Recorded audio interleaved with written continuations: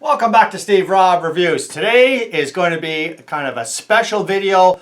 We're going to head up to Northern Ontario to my off-grid cabin, and I'm going to start off with my place down in the city and some of the preparation that I do from one trip to the next, and some of the things you're going to find very interesting and stuff that you've probably never seen before in a video on what it's like to actually have an off-grid cabin and some of the improvements that you constantly think of in your mind for a better result.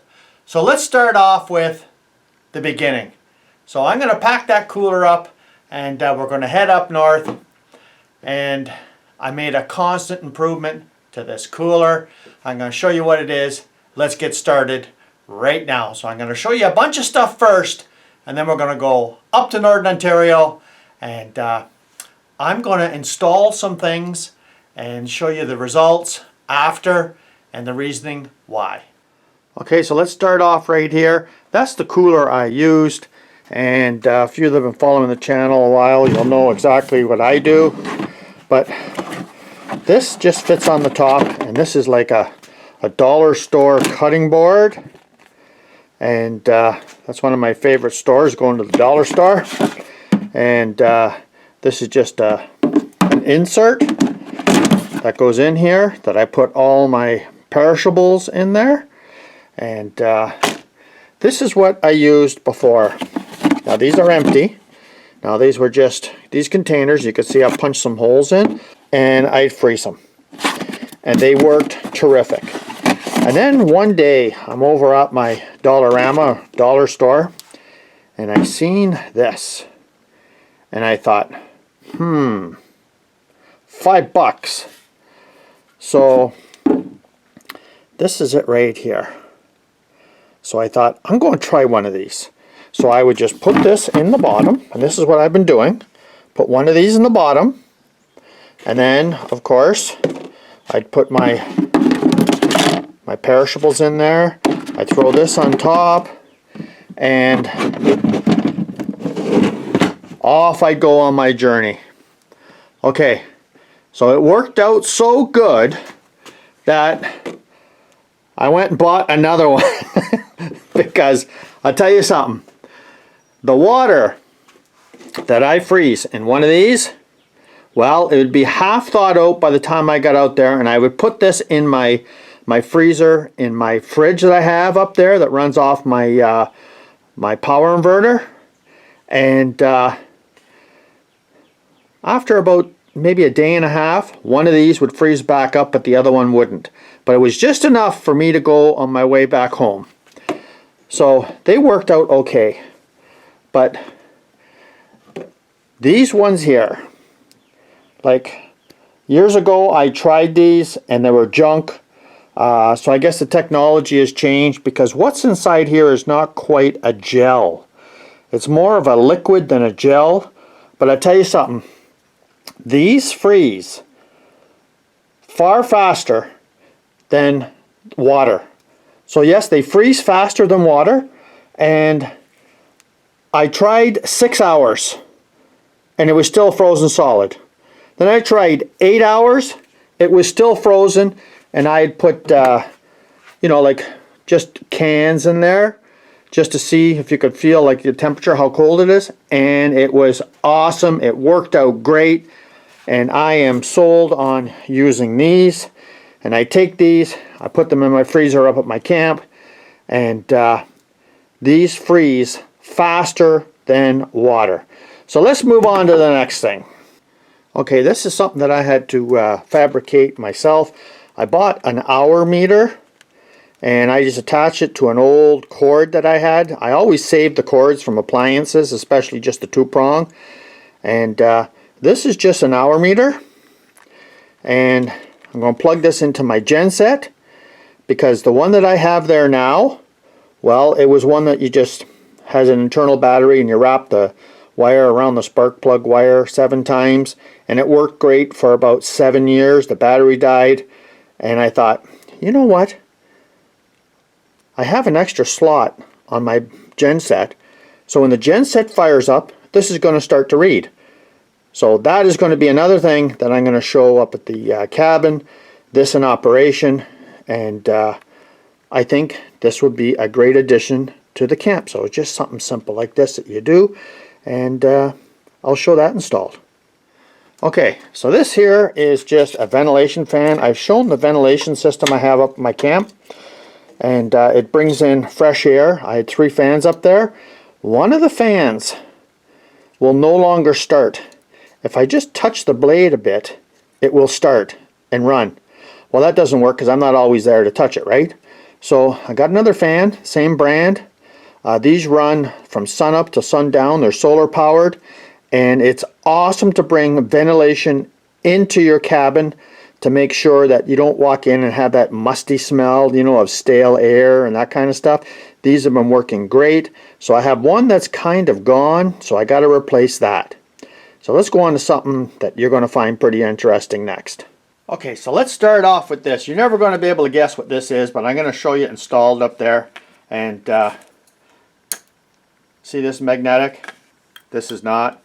This is not. Okay. Now, this here, I just decided to make because what I have up there is so Mickey Mouse that I decided, okay, I need something better.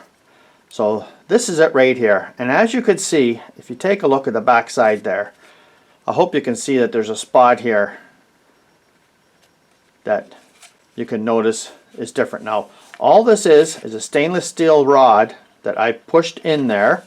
And then on the back side, what I did was I enlarged the hole only on the back side. So I put the rod in like this. And then it's kind of fine, but this is a piece of copper wire. And you just put a piece of copper wire in there, and then you wrap it around the end a couple of times. So when you push it in, the stem, boy, that's pretty fine. I don't know if you'll be able to see that. The stem here gets jammed in here. Then all I did was take some ordinary plumbing flux and some plumbing solder, and I soldered the end. Just buzzed it off with my grinder, nice and flush. And that is the product right there that you're going to see that I'm going to put up at my camp. And you know, that's an easy thing to do, because if you try soldering stainless steel with aluminum, you're going to have to actually put a piece of copper in there, because if you don't, well, I tell you what, it's not going to do much, and you'd be surprised at how the little strip of copper in there will attract the solder and make it good enough so you could hang something off in your kitchen. And that's where this going in, is at my little kitchenette there. And I've needed this for years. I've been putting it off. Now you're going to see it installed. Okay, so in a previous video I showed me making this little bit of a racking system here. And all I've done was added a tarp across the top there, so in case there any water comes in. And you could see how I'm set up for the road up north. And you can see that, yeah, I've actually done the same thing on this side. So I'll show you what it looks like with the tarps down and the idea behind it. Okay, so that's the idea right there. Real simple and easy. Some old pieces of tarp I had sitting around. Because if you're going up the highway, and especially in the rain, a lot of times it'll leak out the seals here and drip down here. So I don't want to fill my trays and rust everything out. And just come up here with a great big giant puddle of water inside them boxes. So that's the way to go. And this is the water I'm bringing up to the camp. And this is just some antifreeze for the fall to winterize the plumbing. And I do have a couple of other things to show you before I go up. Let's take a look at them next. Okay, so this is just an old extension cord I'm bringing up. But what I'd like to show you is this. A lot of times when you're buying these power bars, this one here is from my Dollarama, $4, and it's got a switch on it, and these work pretty good, but mounting them is something else. So I just used my hot glue gun and glue it all the way around, and I put a clip here and I just rivet onto the end there, and you know, I have no problem with that. It works great. I've done this before. You can see it's just an old scrap piece of wood, and that works terrific. So something else a lot of people have seen before, maybe some haven't, but I'm going to show you how I install these. And this is something that I like to use, especially in the fall. And I stick these on my windows on the inside, and I'm going to show you what they're for. But you can see there's one strip here. The other side is 100% tacky, and this is for flies. And this is something that, well, in Northern Ontario, yeah, the flies are just unbelievable, especially over the winter. And this is a great resolve for capturing the flies. And I'll show you how these work. So I'm almost all set up. I can't think of anything else. So you know what? Let's head up to Northern Ontario. Okay, so we're up at the camp, and let's start off with, well, like usual, guess what? A lot of grass cutting, right? Little tour of the grass cutting going on. And let's just go in the shop here. We'll start off with what I did with that extension cord and that power bar. So let's go inside here, and you could see I just used the cord here, put a couple of ties on all the way down the bottom underneath, and well, that's it right there. So there's the end there lit, and that's all I wanted, was another outlet right here so I could charge up, you know, my batteries and you know, my flashlight. And underneath there, DeWalt and Milwaukee charger. So that's really all I wanted for that. So that's pretty much it for there. And I got to cut this one here today. Just this one right here. This just big square here, and that's it.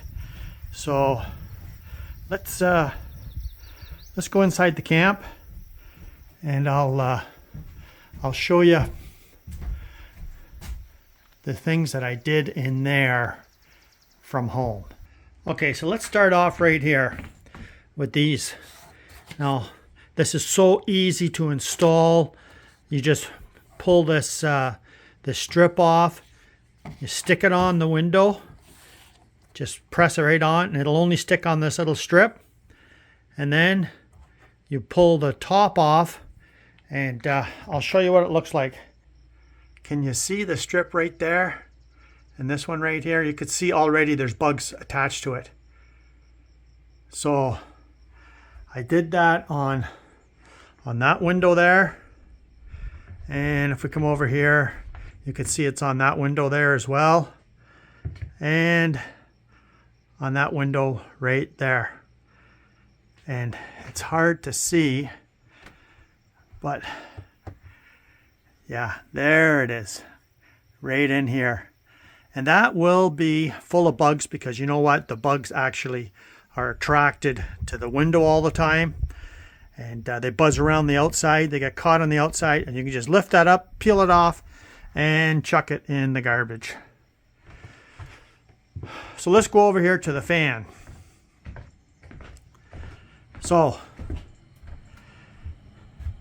you could see there's a white one, and a black one. So I replaced that one yesterday, and there it is right there. And these are just screaming air. Like you wouldn't believe the amount of air being pushed in here. Okay, so that was some more of the projects. So let's take a look at the next one. Okay, so you can see it right there. And yeah, a nice hook, just so I could hang the cutting board up on. I mean, that's a nice easy thing. And now I did add a couple more things. I added a air fryer, toaster, and electric kettle. And you're wondering, what are these for? Well, I'll tell you, if you don't put these on, all the flies will get in here. And for those who have never been accustomed to cluster flies, before I started putting the sticky with things up on the windows, I would come in the camp here and the whole floor would be like maybe 50 flies. As soon as you turn the heat on with the wood stove, they come alive and they start buzzing, and they will just drive you nuts until you catch them all. So for me, yeah, them strips, ideal, must have to get them strips. Okay, let's move on to the next one. Okay, so I'm going to answer some questions here I had before. Here's the my water I have. So I just uncoil that hose and I bring it over here, and I'll try to explain this the best I can, but I just disconnect this one here and I put this one in the tank, and I take the hose and I put it in here, and it goes through this filter, goes through this filter, then goes inside the tank. And when I start up the generator, the first thing I do is turn the switch on, and that starts to heat up the hot water tank, which takes roughly 25 minutes to get hot. And then I turn on my battery charger, and this maintains the battery for the whole time because I'm just using cheap automotive batteries that I take out of vehicles. And the water comes from this line here, this one, goes all the way up, goes in behind here, right to the top there. And then you can see the valve.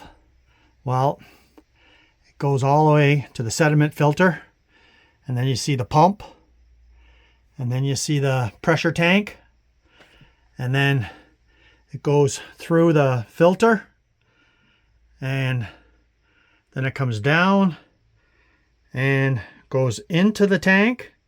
Then it comes out of the tank through to here, and you got your cold water on one side, you got your hot water on the other side. And so this hose right here is so that the pump doesn't shut off, because these pumps are made demand pumps, so they will just shut off when they get to a certain amount of pressure and then start up again. So instead of having it shut off and on all the time, I just put a valve in here, and this is just a drain, so it just slowly drains out.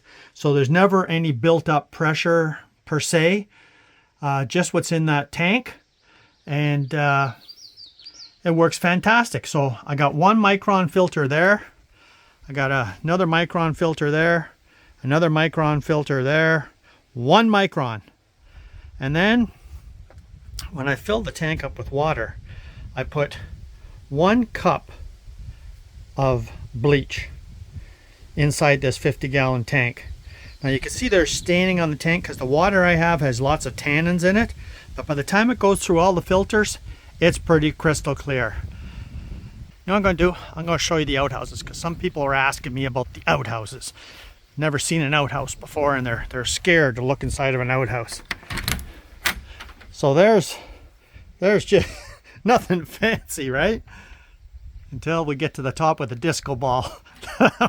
that was a gift from my buddy Thomas, and there's a little plaque I made, and so we'll go over to the other one, and it was Thomas, this guy here, that sent me the that's his YouTube channel there, sent me the disco ball for the outhouse. So this is the big one here, and that's it right there.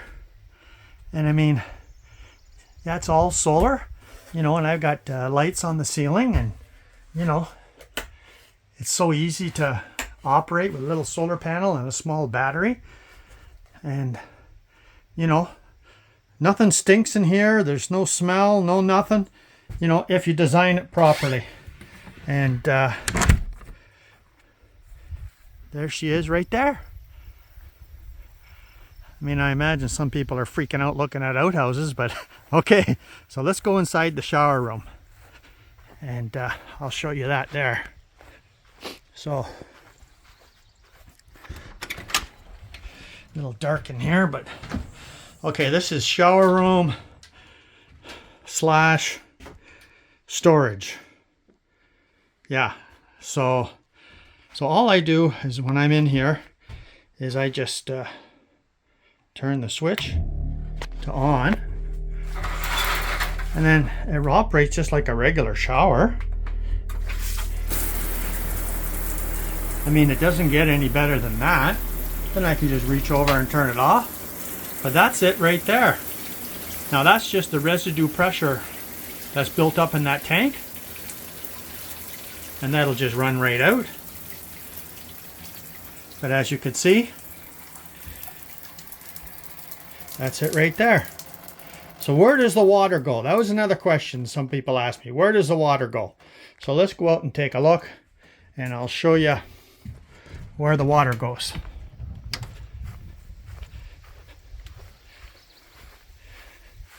So there's the plumbing setup I have right there. So I got the water just goes inside of this right here.